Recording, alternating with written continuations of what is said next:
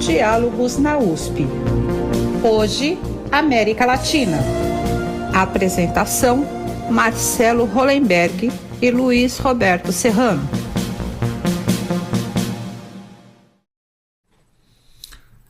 Bom dia. No news is good news, já ensina a máxima jornalística americana. Muitas vezes, a falta de notícias na grande imprensa é um bom sinal. Na América do Sul, por exemplo, recentemente ouvimos falar de protestos violentos no Equador, das eleições presidenciais acirradas na Colômbia e da crise política no Peru. E sobre o Uruguai, o que se fala? Praticamente nada. Isso é um bom sinal? Deveria ser. Mas o pequeno país ao sul do Brasil bem mereceria espaço da grande imprensa. Bons motivos não faltam. O Uruguai é um dos líderes na imunização contra a Covid-19, por exemplo, e foi classificado pelo Fórum American Society como o primeiro colocado da América Latina no combate à corrupção. O Brasil ficou em 10º entre 15 países. O Brasil também teve um desempenho desastroso no índice de clima econômico, medido no começo do ano pela Fundação Getúlio Vargas, ficando em último lugar entre 10 países. O primeiro colocado? O Uruguai. E recentemente, o Uruguai voltou a declarar sua disposição para negociar diretamente com parceiros comerciais fora do Mercosul, sendo até favorável a um tratado de livre comércio com os Estados Unidos. Não à toa, o país foi chamado pelo jornal alemão Spiegel Ausland de Porto Seguro em tempos de crise.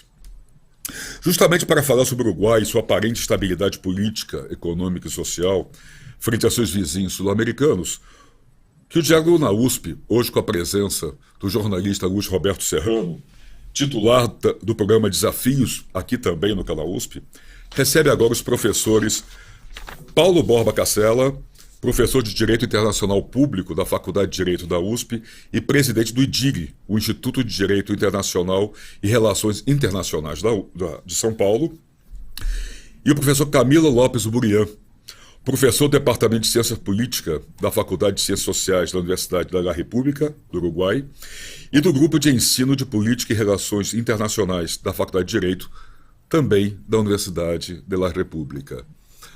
Professores, muito obrigado, bom dia, professor Paulo, bom dia, professor Camilo, bom dia, Serrano. Bom dia. Bom dia. Prazer tê-los aqui. Bom, eu queria começar com os senhores para falar justamente isso que eu acabei de comentar na minha abertura, quer dizer, se o Uruguai é de fato essa ilha de estabilidade diante de seus vizinhos sul-americanos, se isso é fato, se isso pode ser relativizado ou não. Eu queria começar com o professor Camilo, que fala conosco direto de Montevidéu. Professor Camilo, bom dia, muito obrigado por estar aqui conosco. É isso mesmo, professor, o Uruguai é uma ilha de estabilidade frente aos seus vizinhos sul-americanos? Primeiramente, muito obrigado pelo convite. É um prazer e uma honra falar com vocês, com o professor Paulo, com vocês desde a condução do programa, e é sempre um prazer, uma oportunidade de aprendizagem ter uma reunião e um intercâmbio com colegas da USP, uma universidade na qual eu tanta coisa aprendi sendo visitante lá. A primeira coisa é discutir um pouco a narrativa sobre a excepcionalidade do Uruguai. Uma coisa é o bom desempenho, resultados comparados na América Latina, em alguns indicadores sobre o que é o desempenho do Uruguai. O Uruguai, em termos comparados, é um país que tem indicadores claramente melhores que outros na região. Essa é uma questão indiscutível, em formas de medição. E outra é pensar, e outro é um problema. Quero colocar mais como um assunto problemático e vincular após com essa questão da inserção internacional do país. Porque a inserção internacional do país tem que ver com a forma que o país se autopercebe e se define no cenário internacional. E esse discurso, essa narrativa sobre a excepcionalidade do Uruguai e a insularidade do Uruguai é uma narrativa muito recorrente na história do país. Tem um debate muito forte sobre se o Uruguai é diferente da América Latina. Se o Uruguai, além de ser diferente, é uma ísola dentro do território. E, na verdade, essas visões têm a ver com momentos no que o Uruguai se sente diferente, porque está na beira de situações onde tem que tomar decisões, tem questões críticas, né? Lá por 1930, uma historiadora dos Estados Unidos visitou o Uruguai, e nesse momento nós tínhamos o edifício mais alto da América Latina, víamos de ganhar o primeiro mundial, e o peso uruguaio era mais poderoso que o dólar, né? Mas nesse momento o mundo era outro mundo, né? Estamos falando da crise do 29, tem que relativizar esses dados. E nesse momento perguntaram para ela o que achava do Uruguai, e ela não podia acreditar que no Uruguai as crianças nas escolas não conheciam os evangelistas, mas conheciam quem era Kant. E quando perguntavam para ela, eles diziam que é a pátria é a humanidade, né? Então era uma maravilha toda a entrevista que o jornal fez para ela, e ao final diz: define o Uruguai em poucas palavras, e diz: Uruguai é o país do mais ou menos. E essa sentença forte, eu acho que é interessante para pensar isso. O Uruguai é o país do mais ou menos, país de medianias, de questões amortiguadas, e que tem, nesse sentido, debates. E essa visão diz: o Uruguai é democrático? Sim, o Uruguai é democrático. Mais democrático que muitos países da região? Sim. Mas tem deficiências na sua democracia, muito importantes. Tem problemas de desenvolvimento econômico, tem problemas de desenvolvimento social, que muitas vezes, vistos de fora, são, em termos comparados, vistos de forma diferente, de forma mais positiva. E essa questão do Uruguai, que muitas vezes algumas das nossas elites promovem uma visão do Uruguai como uma questão diferente, isolada da região, diferente da América Latina, que, entre outras coisas, dispensa da visão regional da inserção econômica internacional, né, e da inserção política internacional. Eu acho que essa é uma chave interessante para nós falar, como essa questão da excepcionalidade, da insularidade do Uruguai, coloca o Uruguai quase como uma enclave na região, ou como uma coisa diferente, e aviva o debate sobre como o Uruguai se projeta no mundo. Como primeira bola pelo futebol. Boa. Nós vamos trazer o professor Paulo para essa conversa de passar para o Serrano. É isso, professor? Quer dizer, precisamos relativizar. Uma coisa é o que aparenta, outra coisa é o que é de fato. E, claro, quando põe em perspectiva com os outros países sul-americanos, a questão é mais profunda?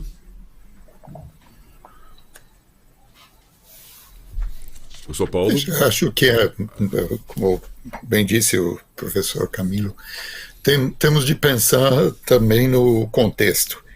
E é admirável que o Uruguai precisou definir a sua identidade em relação a dois vizinhos consideravelmente maiores, e foi justamente assim que se consolida, na década de 1820, a independência do Uruguai, depois de ter passado alguns anos como província cisplatina e a guerra com a Argentina, a mediação da Inglaterra que leva ao Tratado de Paz, e a solução foi estabelecer esse país como totalmente independente, nem ligado à Argentina, nem ligado ao Brasil. E é admirável que, entre outras coisas, o Uruguai tem, com 3,5 milhões de pessoas, um padrão de excelência em muitas áreas. Eu não posso falar de todos os campos, mas, por exemplo, no direito internacional, o Uruguai tem uma sólida tradição de muito bons internacionalistas que se destacaram internacionalmente e tem muito respeito dos colegas, não só de outros países latino-americanos, mas também no mundo. Então, na minha área, eu vejo o Uruguai como um país que tem uma sólida tradição no direito internacional e é muito respeitável. E há também uma coisa que não é um segredo: a ênfase na educação levou à consolidação de um padrão civilizatório, e alguns dados podem ser úteis lembrar. Então, o Uruguai, 70 anos do Brasil, em 1907, adotou a lei do divórcio. A separação total da Igreja e do Estado. Então, é um dos países mais laicos do mundo, e professor Camilo, no momento em que temos um recrudescimento de influência de seitas religiosas no discurso público no Brasil, isso é muito oportuno e necessário fazer essa comparação. Então, é um país, volto a dizer, com 3,5 milhões, que já foi campeão do mundo no futebol, tem literatura, tem artes plásticas. Joaquim Torres Garcia é um pintor que você encontra, um dos mais bem representados pelo mundo afora. Então, ainda em abril, no Museu Rigaud, em Perpignan, um dos poucos latino-americanos, quem estava lá? Torres Garcia, na parede do museu em Perpignan. Não estou falando de grandes museus da Europa. Mesmo num museu pequeno de uma cidade secundária, tinha Torres Garcia lá presente. Então, é um país que precisou consolidar a sua identidade nacional para existir, para se inserir no contexto interamericano, latino-americano, e também como um parceiro do Mercosul.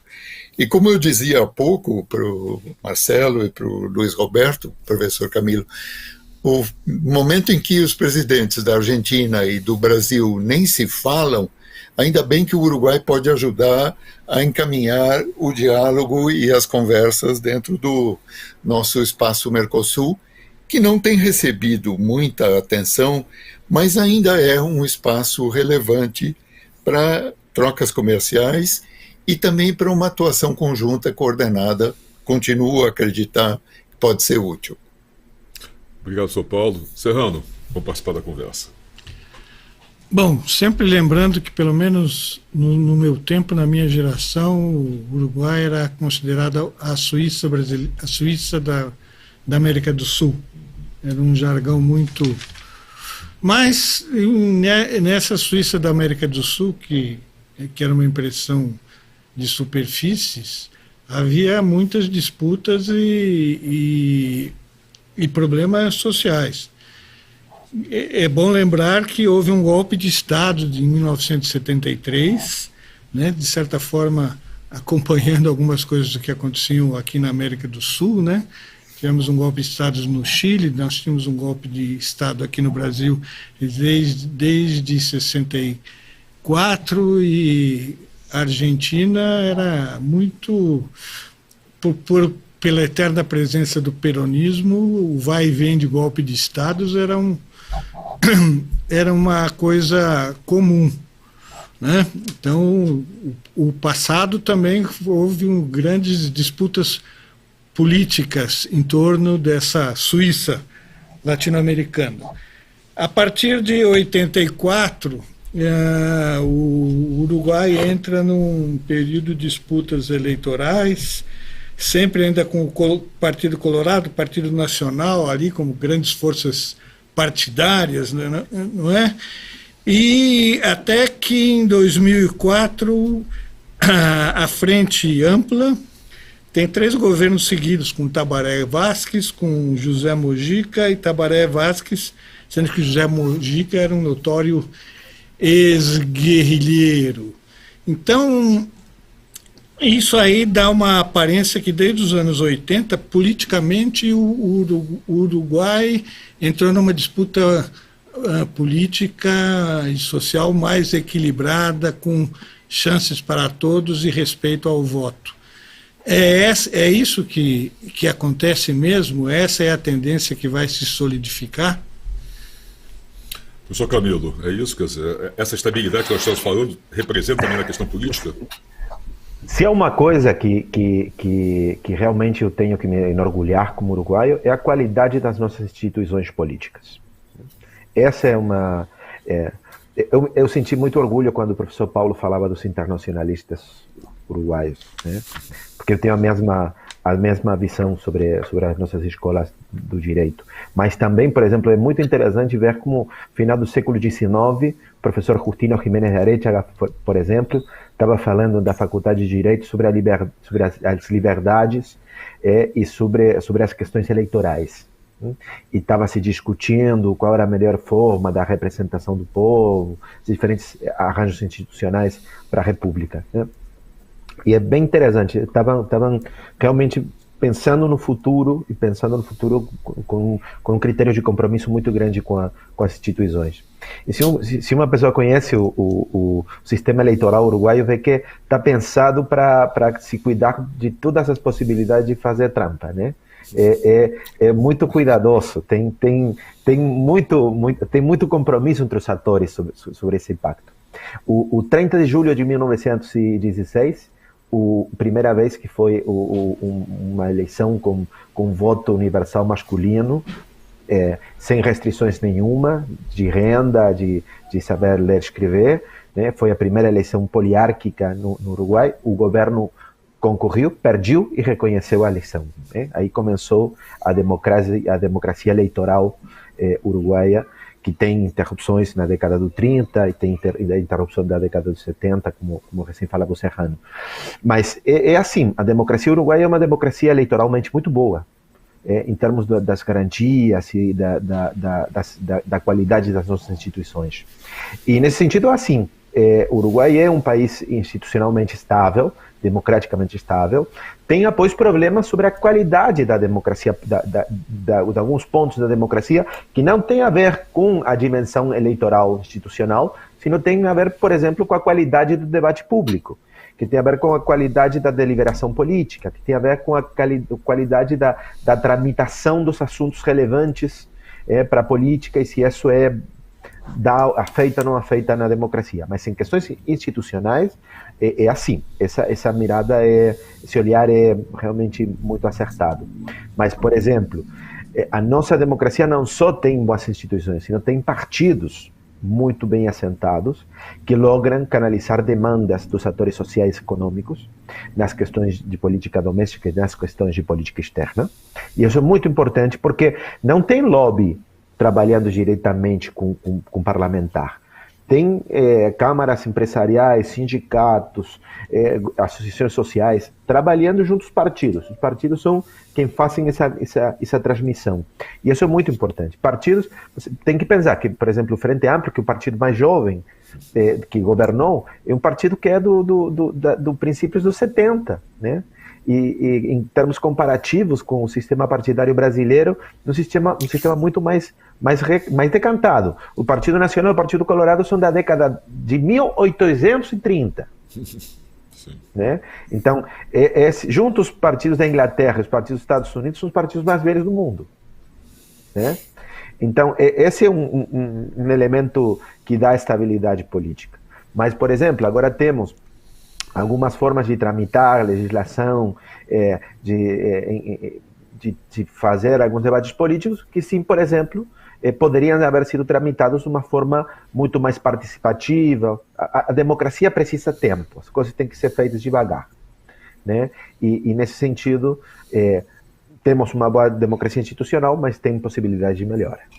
Eu vou te trazer para o São Paulo, queria só aproveitar esse gancho que o senhor Camilo comentou em cima da colocação do Serrano, o quanto, professor Camilo, dessa estabilidade ou dessa solidez das instituições políticas do Uruguai refletem numa solidez ou numa estabilidade econômica e social? Quanto isso reflete para essas outras áreas do país? Muitas dos avanços sociais e econômicos tem a ver com decisões políticas e com legados políticos, né? O professor Paulo lembrava da nossa lei de divórcio, não? Do 1907, né? No ano 12, pela sua vontade da mulher. Mas, por exemplo, quando vê, nesse mesmo momento, quando o Uruguai estava fazendo a secularização, estava, por exemplo, a construção de um conjunto de empresas que pretendiam ser nacionalizadas, e como não tinha burguesia nacional com dinheiro, comprou o Estado, estatizou um conjunto a telefonia, a eletricidade, o refinamento de petróleo, conjunto de empresas públicas que dão para o Uruguai, por exemplo, uma qualidade e um acesso aos serviços públicos que tem uma centralidade, por exemplo, para trazer para o presente, para que no momento da pandemia seja muito fácil a pessoa teletrabalhar desde sua casa por ter uma boa internet, né? Isso é parte de um Estado forte que investiu e que tem essa capacidade. E tem regras, por exemplo, uma reforma fiscal do começo no primeiro governo da Frente Ampla, por exemplo, que trastocou o sistema redistributivo, tendo uma progressividade nas taxas que se cobram segundo os ingressos da renda, né? Então, a política tem muito a ver sobre isso. É um país que a política ha sido muitas vezes proativa para construir esses ativos, que dão estabilidade econômica, que dão estabilidade social. Tem na sua história idas e vindas, avanços e retrocessos. Só uma observação, isso que o senhor está falando sobre presença do Estado na economia, etc., é um exemplo muito bom para o Brasil, onde a ideia da privatização vai de alto a baixo, tirando o pessoal de esquerda, etc., acham que é a solução para tudo no país. Só uma observação paralela à sua fala. Não, Serrano, só uma ponte aí, só uma coisa que eu quero dizer. Isso não é um consenso no Uruguai. Hoje, por exemplo, tem duas grandes tradições políticas no Uruguai. Uma tradição republicana solidarista, que abarcou diferentes partidos no momento, o Partido Colorado do Vaguismo, a Frente Ampla, em algum sentido, que coloca o Estado num ponto central à hora de pensar o desenvolvimento. E tem outra família liberal que acredita que o Estado afoga a iniciativa privada, que é o verdadeiro motor do país. Então, hoje, por exemplo, estamos num momento em que o governo que está o partido que está no governo e a coalição que está no governo acredita que o Estado tem que se retirar para mobilizar a iniciativa privada. A questão é que nessas idas e voltas que tem a política uruguaia, tem legados muito fortes do papel do Estado que nunca lograram ser desmontadas por essa ideia mais liberal que coloca o mercado no centro, né? Porque iniciativas...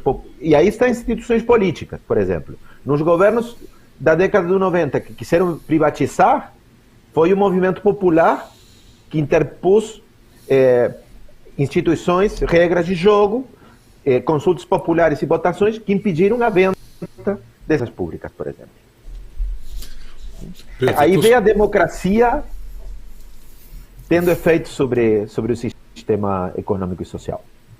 Eu queria trazer o professor Paulo para essa nossa discussão. Professor Paulo, nessa discussão, como o professor Camilo acabou de colocar, entre a questão da iniciativa privada, a questão pública, como isso se reflete, né, na sociedade? Como o senhor vê isso? Uma sociedade como a uruguaia, que, como o senhor, já estamos conversando aqui, ela é um pouco ponto fora da curva diante de toda as discussões sul-americanas. Como isso se reflete para a sociedade? Veja, eu acho que isso cria... No caso brasileiro, a gente vê a discussão, por exemplo, a respeito de privatizações, como o Serrano mencionava. É difícil que isso seja feito de uma maneira isenta e objetiva, porque imediatamente já vem os chavões de, se você é favorável à privatização, então você é um neoliberal, ou o contrário. Então essa é uma ideologização da discussão, em que há questões que podem ser bem gerenciadas pelo serviço público e outras questões que podem ser conduzidas de uma maneira mais eficiente pela iniciativa privada.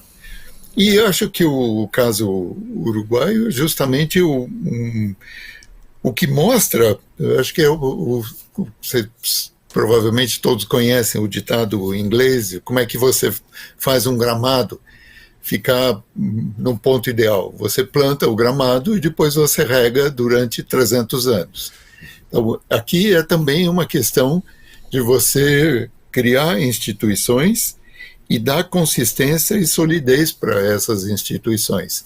O professor Camilo falava dos partidos uruguaios com quase 2 séculos, ou os mais novos têm pelo menos 50 anos, do começo dos anos 70.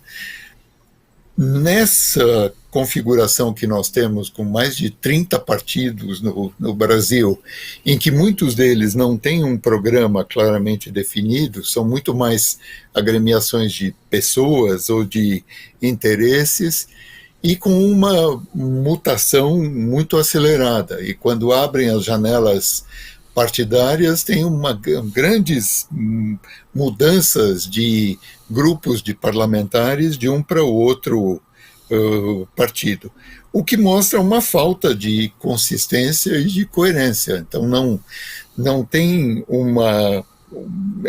linhas claras, exceto nos extremos. Então os partidos de centro são bastante amorfos e pouco identificáveis como um programa, mesmo do ponto de vista econômico, social e político também. Então acho que um bocado de indefinição. A discussão com relação à Eletrobras é um bom exemplo disso, e que nós ainda não conseguimos definir. Ou essa discussão ainda menos sentido faz com relação à Petrobras, e a ameaça de... É uma empresa que dá um enorme lucro para o seu maior acionista, para o Estado, e o Estado ameaçando privatizar ou fazer uma CPI. Essa, professor Camilo, é um desafio tentar explicar por que se faz dessa maneira. Mas eu acho que é uma comparação que pode ser ilustrativa para a gente pensar juntos a respeito. Se me permite. Assim, por favor. Claro, professor. claro. Não, professor Paulo, aqui no Uruguai, nesse momento, por exemplo, tem o internet, que é o grande negócio da telefonia no país. Agora o governo abriu a possibilidade que os privados utilizem a infraestrutura do Estado e façam competência dentro do sistema. E isso, desde o ponto de vista que o senhor trazia, também não é compreensível, né? E quando você vê, o assunto é que as preferências dos decisores políticos são liberais e eles acreditam nisso, né? Além de ter uma visão sobre os interesses e a representação do eleitorado que tem. Então, tem que ver com decisões políticas. Tem sua racionalidade. Tem sua racionalidade. Não parece ser um bom negócio para o Estado. Mas o problema é que quem governa o Estado, às vezes, não acreditam que o Estado seja o melhor ator para agir com alguns problemas. E essa é uma questão ideológica. É uma questão que tem a ver com visões sobre como funciona o mundo e funciona a política. Uma pergunta, posso fazer? Claro, por favor. O Uruguai já tem 5G? E funciona? Nós temos uma rede de internet maravilhosa. Quando o uruguaio sai do Uruguai, se dá conta da internet que o Uruguai tem, né? A nossa internet melhor do que é utilizado em países do primeiro mundo, né? Então, por exemplo, aí temos outro assunto estratégico que no Uruguai tem que se discutir. Como é a visão do 5G em relação com a China ou com outros provedores, né? E no Uruguai, parte dessa visão que acha o Uruguai como diferente, isolado no mundo, essa visão do Uruguai como uma Suíça da América, né, que voltou agora com a pandemia, porque a pandemia deu a oportunidade de voltar para esse discurso de que o Uruguai é diferente e é melhor. Né? É verdade. Eu acho que é um discurso perigoso, porque é um discurso que nos isola da América Latina e que nos hace nos ver como espécies diferentes e não nos dar conta dos nossos pontos débeis na nossa realidade política. Então, nesse ponto, por exemplo, a noção liberal da inserção internacional que o Uruguai tem hoje acredita que pode ser amigo de todo mundo, né? Pode ser ter tratado de livre comércio com a China, se pode se apostar para a relação com os Estados Unidos, também lá com a Turquia e também com a Grã-Bretanha. E não. É um mundo não é isso, política professor? também. Não é por aí? Não. Não é por aí, porque... Só para complementar esse assunto, é essa visão que baseia o discurso de que o Uruguai quer negociar com o mundo sozinho, livre das Fora do amarras do Mercosul? A visão que o Mercosul é uma cadeia de ouro para o Uruguai é uma visão que foi construída já faz muitos anos e um discurso que se repete desde sempre, né? E aí o que tem é uma disputa sobre como se entendem as coisas. Eu acho que o papel da academia é mostrar que tem mais de um discurso e que a realidade é mais complexa, né? Por quê? Porque aí o discurso é um discurso que vem antes do Mercosul, que foi como uma espécie de dogma que foi colocado no momento que é de país pequeno tem que ser país aberto. Né? País pequeno tem que ser... Por quê? Tem que fazer a pergunta, e por quê? Né? Então aí começou uma construção, uma visão, onde o Uruguai está preso pela região, tem que se abrir ao investimento estrangeiro e a inversão estrangeira direta, e ao livre comércio com os países do extrabloco. Mas essa é uma visão do desenvolvimento econômico que tem ganhos e tem pérdidas. E não é a única possível. Também pode pensar em região, pode pensar em cadeias produtivas regionais e uma forma diferente de conceber o desenvolvimento. Nenhuma é boa e a outra é ruim. Mas, muitas vezes, o discurso geral é o discurso mais dessa visão da abertura econômica, onde ninguém pensa que nas negociações de livre comércio se discute propriedade intelectual, se discute compras públicas, compras governamentais, que são palancas para o desenvolvimento. E que essas decisões de abertura econômica são como o videojogo. Você passou de tela e não pode voltar atrás. E essa questão, muitas vezes, aqui não é colocada. E muitas vezes, esse discurso da conexão diretamente com o mundo é um discurso que se baseia nessa visão de que o Uruguai é diferente e que a região não é útil para o Uruguai se projetar. Na verdade, eu acho que essa é uma discussão que tem que ser desmontada, problematizada, porque tem muitos assuntos que são muito caros para a vida e o futuro dos uruguaios e as uruguaias. Né? Por exemplo, que eu estou chamando, professor, de discurso perigoso, né? O que eu falo que é um discurso perigoso.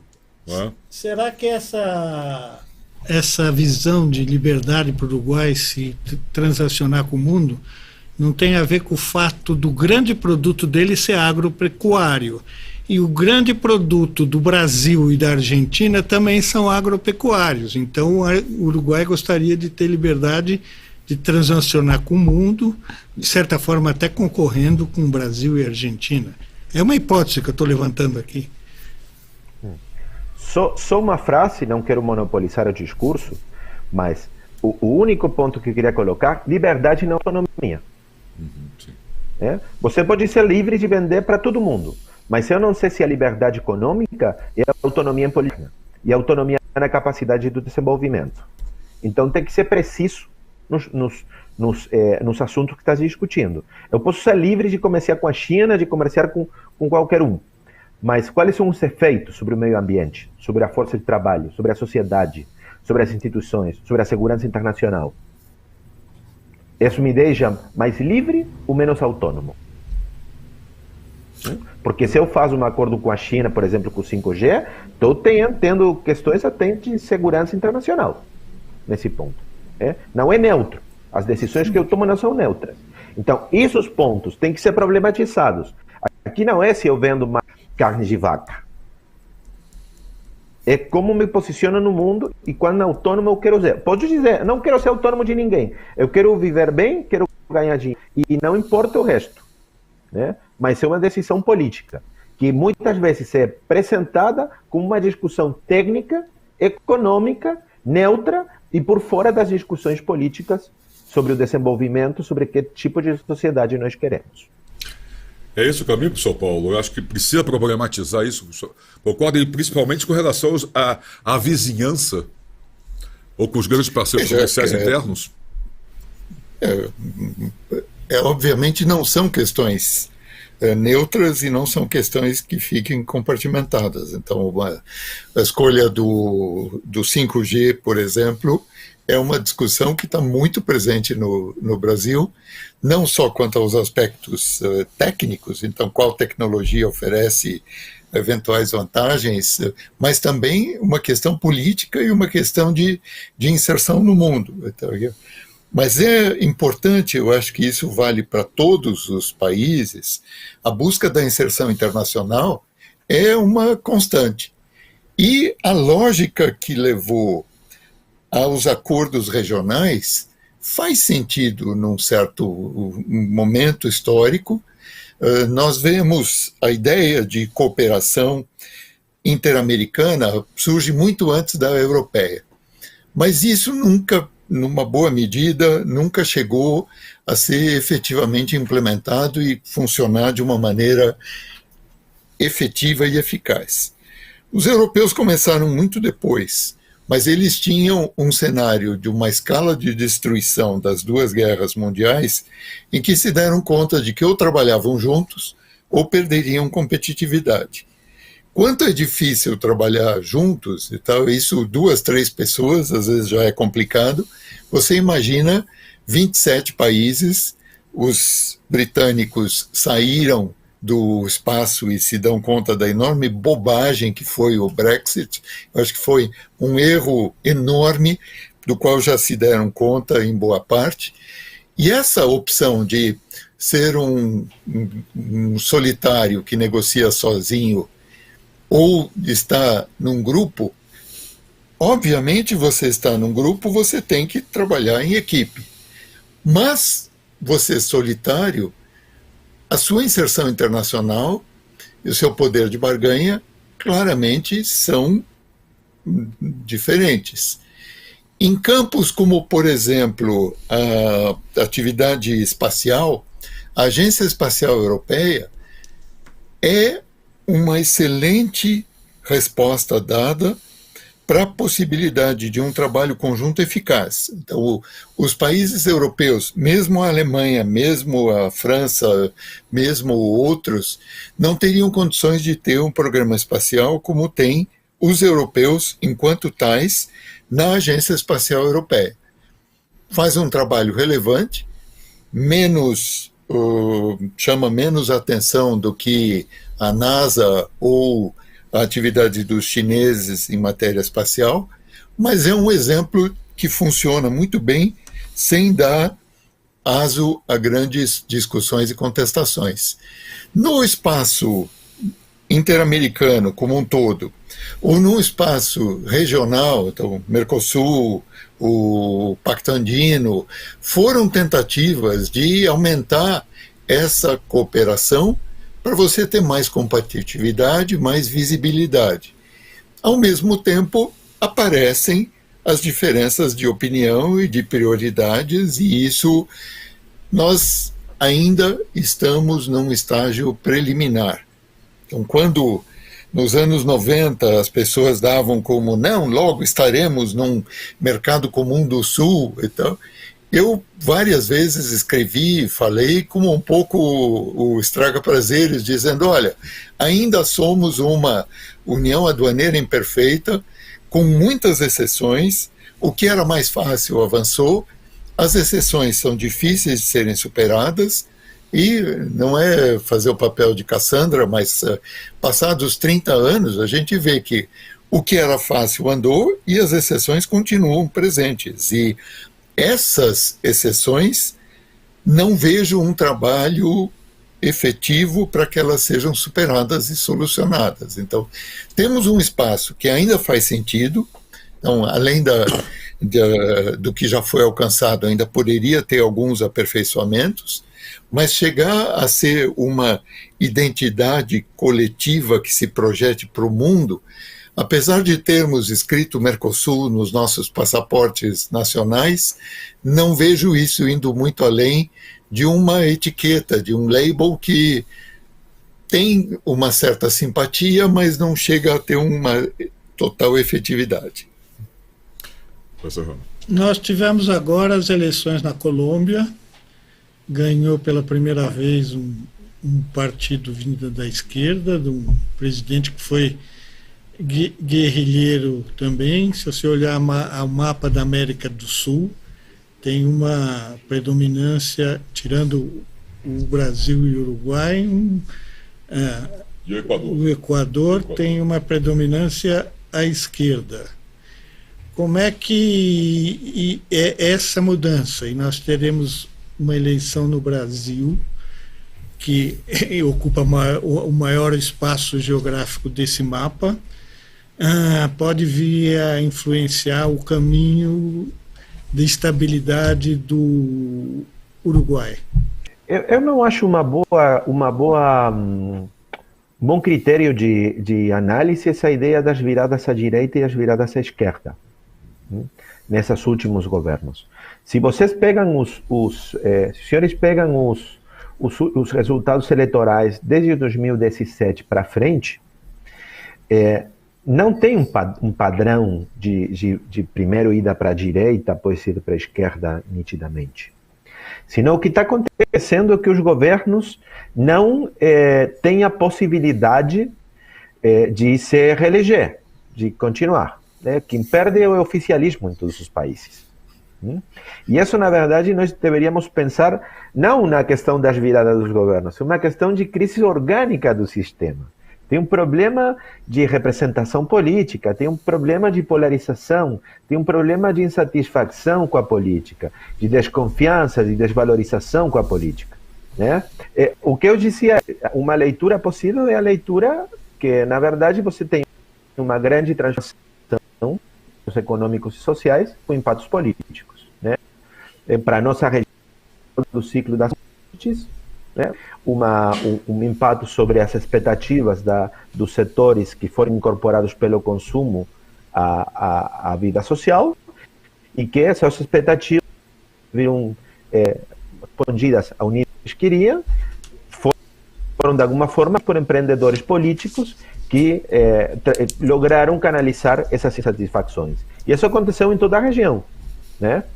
E essa reação, entre outras coisas, leva um discurso anti-establishment, anti-política, anti-elitista, que não quer dizer que não seja conduzido por elites politicamente inseridas, um montão de coisas, né? O discurso é esse, que desafia valores sociais, de multiculturalidade, de diversidade, que apela novamente à ideia do homem comum, né?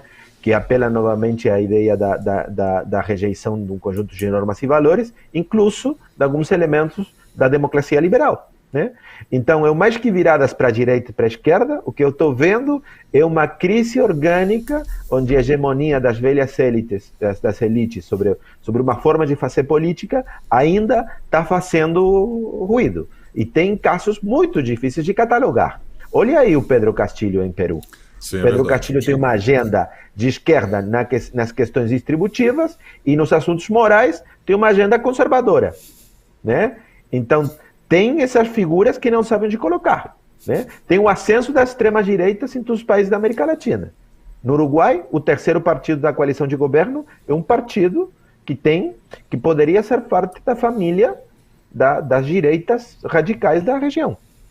E o Uruguai não é uma exceção nesse ponto. Isso mostra a crise orgânica geral. Esse é o meu olhar sobre esse assunto. Perfeito. Quer trazer para o São Paulo para essa discussão? Então, professor, concorda, professor? Essa crise orgânica que o professor Camilo comentou e tão bem frisou, esse é o grande problema, o problema de fundo na questão política? Eu acho que vou ser muito mais... em vez de teoria, acho que a gente pode ver uma questão na prática. Quando a economia vai bem, a situação ganha. Quando a economia vai mal, ganha a oposição. Pouco importa se quem está no governo é a direita ou a esquerda, se a economia vai bem, é muito mais fácil do governo se reeleger.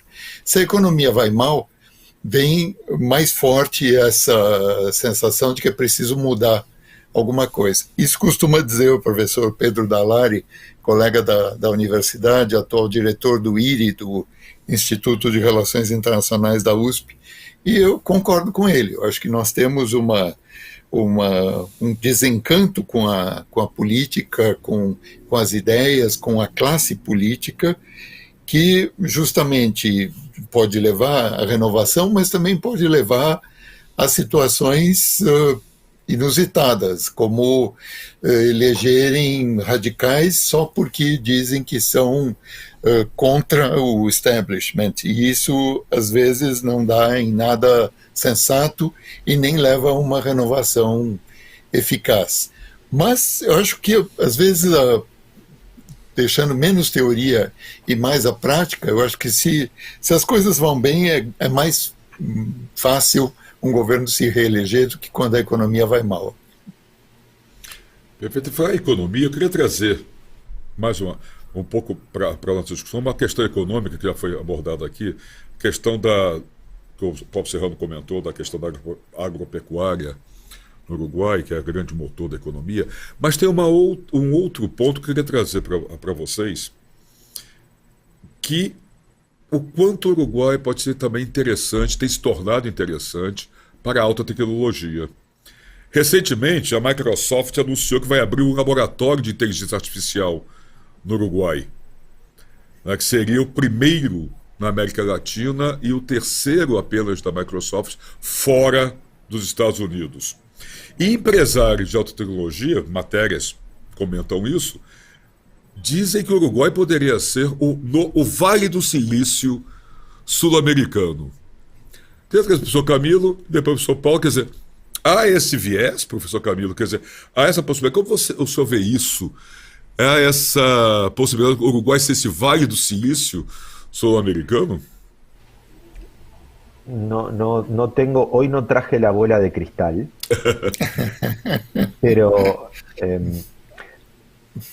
se vocês veem o pacote de exportações que o Uruguai faz, a indústria nossa do software é uma das indústrias mais relevantes que o Uruguai tem.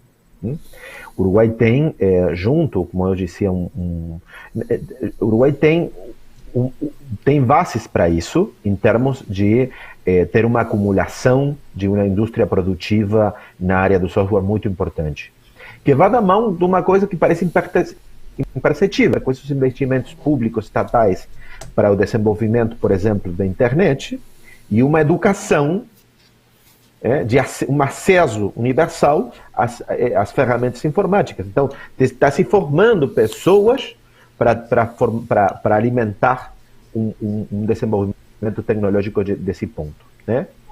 Vocês sabem que nós temos um programa, que é o Plan Ceibal, que é a ideia de One Laptop per Child, que foi feito já faz muitos anos, cumpriu, não sei, 15 anos, foi no primeiro governo da Frente Ampla, que foi uma grande transformação educativa.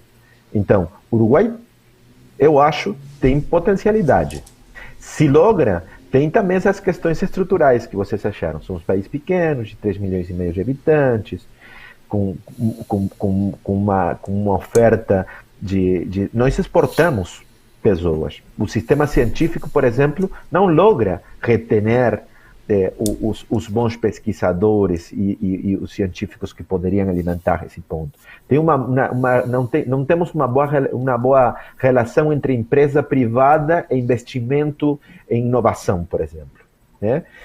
Eu conheço um pouco o assunto, que formou parte da associação de investigadores e investigadoras científicos do Uruguai, então tenho uma visão mais geral sobre as políticas científicas, e aí temos um problema de engajamento entre o sistema, entre os atores privados e investimento na área de inovação.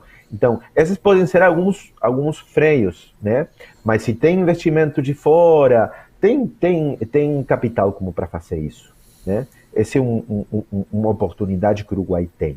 O Uruguai não é só vaca.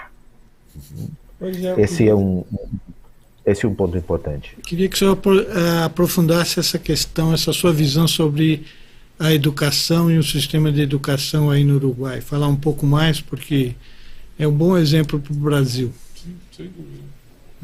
Com certeza. Bem rapidinho, o nosso sistema educativo é um sistema educativo público, num estado centralizado. Não somos um estado unitário, não federal como no Brasil, então isso faz uma diferença com a gestão da educação, uma educação centralizada em termos gerais, que garantiza certos critérios de homogeneidade, mas com muitas... as questões socioestruturais são determinantes, né? Se você mora num bairro periférico, pobre, tem muitas menos possibilidades que se nasce num bairro da beira-mar, né? Isso é assim.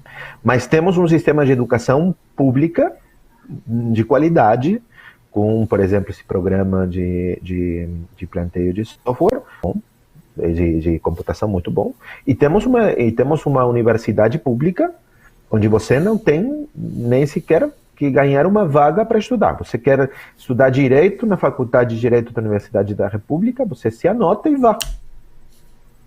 Não tem que passar prova, não tem que passar nada. Vá. Tem o sistema de pós-graduação, que também não tem que pagar nenhum caixa, né? Eu fiz mestrado, fiz doutorado e até tive bolsa, né? E não tinha que... Tem nesse ponto, a igualdade jurídica, o ingresso ao sistema não permite. Após está, se você pode, pelas condições socioestruturais.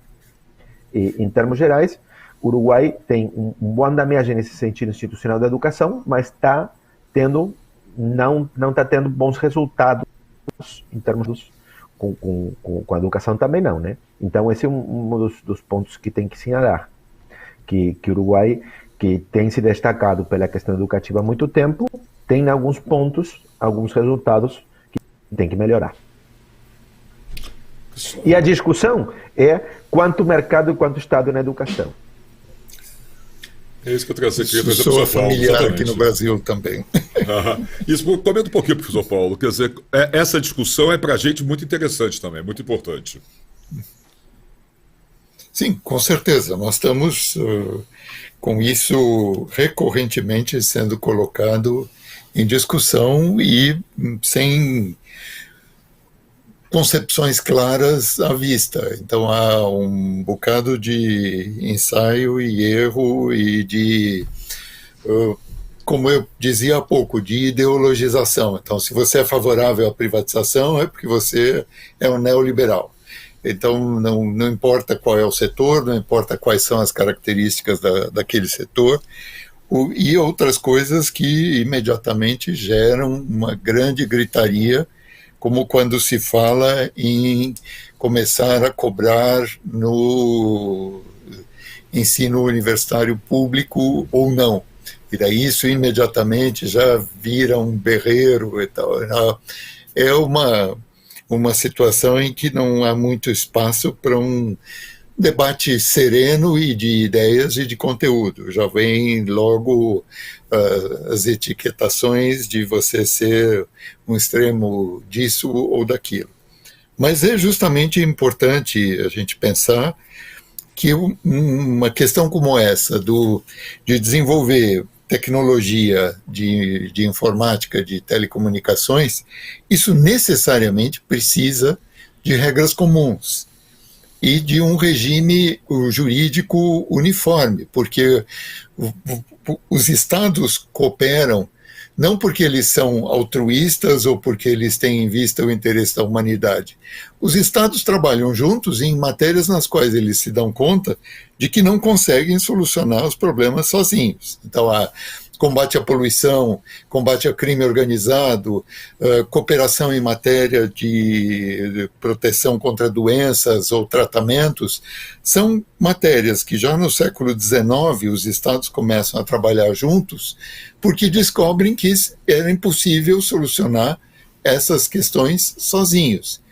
E daí voltamos a essa lógica de é melhor o Estado ser independente ou é melhor ter vínculos de cooperação e espaços regionais onde você possa desfrutar de uma amplitude maior de mercado, consumidor e também de criação. E essa questão da evasão de cérebros, do brain drain, professor Camilo, temos também no Brasil. Então, é frequente nós vermos a imprensa mostrar pesquisadores brasileiros nos Estados Unidos, na Inglaterra, na Alemanha e em países escandinavos, pesquisadores de ponta, dando entrevista em português fluente do Brasil, porque estão lá e dizendo, olha, eu tentei fazer ciência, fazer pesquisa no Brasil, e depois de um tempo eu resolvi que chegava de dar toda hora com a cara na parede e fui procurar condições mais adequadas. Então, isso é preocupante, porque o país formou pessoas que depois vão produzir frutos em outros países que recebem o pesquisador, a pesquisadora, pronto para operar. E toda a formação fundamental, universitária, pós-graduada, foi amortizada por um outro país de origem e não quem fica com os resultados. Isso é algo para se pensar, e o desmonte pelo qual passaram muitos dos canais de financiamento da pesquisa e da produção científica tem que ser levado em conta. O Estado de São Paulo tem uma situação privilegiada em relação a outros estados da federação, mas é algo que acontece e é preocupante. Perfeito. Diante disso tudo, nós estamos quase chegando à reta final do nosso programa. Queria trazer para os senhores, principalmente para o senhor Camilo, pessoal, qual é a percepção da população, da sociedade uruguaia de tudo isso que nós estamos conversando aqui? É uma discussão mais acadêmica, é uma discussão que passa ao largo de uma discussão da população social, ou há uma participação efetiva que não se materializa só num voto para um partido ou outro, mas que é uma discussão dentro da sociedade mais robusta? O que o senhor teria a dizer disso? Nós falamos de muitos assuntos. Sim. Hoje. Se a pergunta é a política externa, política sobre o Mercosul, assunto debatido na população, eu diria não, em termos gerais. Sim, é um assunto para certa parte informada e interessada sobre a política no Uruguai, né? É a educação um assunto relevante na agenda política uruguaia? Sim, esse é um ponto central, né? O final do governo da Frente Ampla, o grande problema era a segurança pública, e o segundo era a educação, né? E agora o assunto é a economia, é o dinheiro, é a capacidade da gente levar o alimento na mesa, né? E após, bem segurança e bem educação. Educação se mantém estável aí como um assunto. E é um tema que, na verdade, não está longe das visões do como o Uruguai se pensa no mundo. Mas essas conexões têm que ser visibilizadas no debate público. E o que temos muitas vezes é um debate público aqui no Uruguai muito simplificado. E isso tem a ver com como o conhecimento acadêmico é utilizado no jogo político no Uruguai, né? E eu queria só deixar esse ponto, né? Claro. No caso, o Brasil é o Uruguai é o reino da política. E isso é muito bom. Por quê? Porque a capacidade de debater politicamente, de trazer boas razões sobre as coisas, não é monopólio daquele que sabe, daquele que estudou. Isso é muito democrático. Mas muitas vezes o conhecimento acadêmico é utilizado como uma ferramenta na luta política. E muitas vezes se simplifica, se usa e dialoga pouco. Aqui o que temos é pouco diálogo deliberativo sobre como encontrar essa coisa que o professor Paulo sinalou. Se você diz A, então você já tem uma etiqueta que diz B, tem outra etiqueta. Esse é o grande problema no Uruguai, né? É um dos grandes problemas. É reconhecer que sobre o mesmo assunto tem diferentes visões, e todas têm coisas positivas e negativas, e a capacidade de ter um diálogo político e deliberativo bom. Esse é um ponto que o Uruguai não está logrando, e esse é um dos desafios mais importantes, né? Sim, eu acho que é questão dos políticos. Eu estou mais perto do Aristóteles que do Platão, nesse sentido, né? Então eu quero mais uma república de cidadãos que deliberam, que disputam e que decidem democraticamente, que o rei filósofo nos governando, não? O Uruguai se parece mais a Aristóteles que a Platão. Eu estou muito feliz por isso, mas deveria pegar um pouquinho mais de deliberação informada. E nesse sentido, a mídia e a forma de tramitar politicamente as coisas não dão tempo para a qualidade da argumentação. É isso, professor Paulo. Falta tempo para a qualidade da argumentação, como colocou o professor Camilo. E aí não é só no Uruguai, não. Também podemos trazer isso para o Brasil. Com certeza. O professor Camilo falava das prioridades do debate público, segurança pública, educação, alimentação. Então, isso pode mudar talvez a ordem, mas é também a mesma preocupação que aparece no Brasil. E essa questão dos modelos políticos, econômicos e da influência da política sobre a economia, sobre a vida das pessoas, muito mais presente do que qual é a linha de política externa. Então, política exterior dificilmente é tema para um candidato ganhar uma eleição. Isso não costuma ser a prioridade do eleitor médio. Talvez em alguns segmentos da sociedade pode ter uma presença um pouquinho maior. Mas acho o conjunto da situação do mundo de hoje e das incertezas. Então, depois de 2 anos de pandemia, quando começava a se esboçar uma retomada de normalidade, a agressão da Rússia contra a Ucrânia, com todos os efeitos que isso tem, não só sobre o preço do petróleo e de outros combustíveis, mas também sobre uma crise alimentar de proporções planetárias que já está anunciada.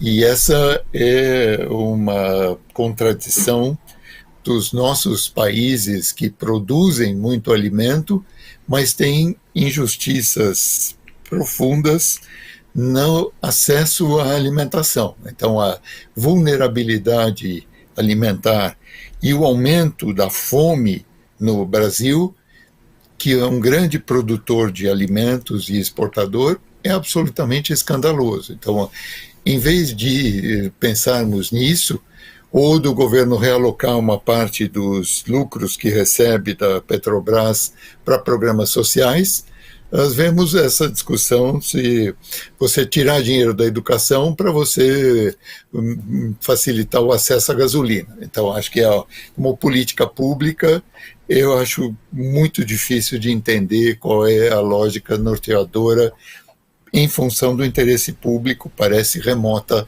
a ligação. E isso mostra a maturidade da sociedade e a abertura para discutir com pessoas que tenham ideias diferentes das suas, mas podem ter razão neste ou naquele aspecto, e sem um debate civilizado é impossível alcançar. E é um debate civilizado que nós tivemos hoje, e é muito bom participar desse espaço e termos podido contar com o professor Camilo para nos falar sobre o Uruguai, com muito mais lugar de fala do que para nós como estrangeiros, que tem muita simpatia pelo país, e ainda no final da semana que vem devo ir novamente a Montevidéu, com muito gosto. Leve toda a minha saudade e minha inveja, professor. Bom, muito obrigado. O diálogo está ficando por aqui. Queria agradecer muitíssimo ao professor Paulo Borba Cassella, professor de Direito Internacional Público da Faculdade de Direito da USP e presidente do IDIRI, o Instituto de Direito Internacional e Relações Internacionais de São Paulo, ao professor Camilo Lopes Burian, professor do Departamento de Ciência Política da Faculdade de Ciências Sociais da Universidade da República do Uruguai e também do Grupo de Ensino de Política e Relações Internacionais da Faculdade de Direito, também da Universidade da República. Muito obrigado, professor. Ao jornalista Luiz Roberto Serrano, que esteve comigo aqui dividindo a bancada. Serrano, obrigado. Professores, muitíssimo obrigado pela participação dos senhores. Foi uma educação rica, importante, e espero que a gente possa voltar a conversar mais em outra oportunidade. Muito obrigado, professor Paulo. Obrigado, professor Camilo. Até logo. Até a próxima. Obrigado, professores. E a você que esteve conosco até agora, muito obrigado. Tenha um ótimo dia, passem bem e até a próxima.